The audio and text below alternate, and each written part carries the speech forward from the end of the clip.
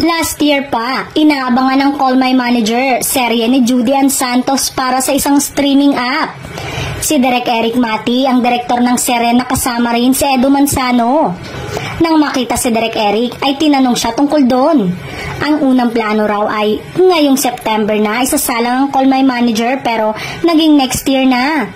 Masaya naman si Direk Eric na marami nang excited para sa seryeng yon ni Juday. Maaalalang naging viral ang ipinost ni Edu Manzano na litrato sa kanyang Instagram kung saan kasama nito sina Judy Ann Santos at RK Bagaching.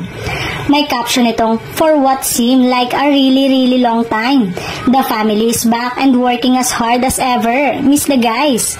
From a reliable source, nalaman naman na eto pala yung Philippine adaptation ng original French series na Call My Agent na napabalitang gagawin ni Edu kasama si Angel Locsin noon. Ang Call My Agent ay patok na French comedy drama TV series na tumatalakay sa kwento ng talent agent sa isang fictional agent at ang kanilang relasyon sa kanilang mga kliyenteng aktor.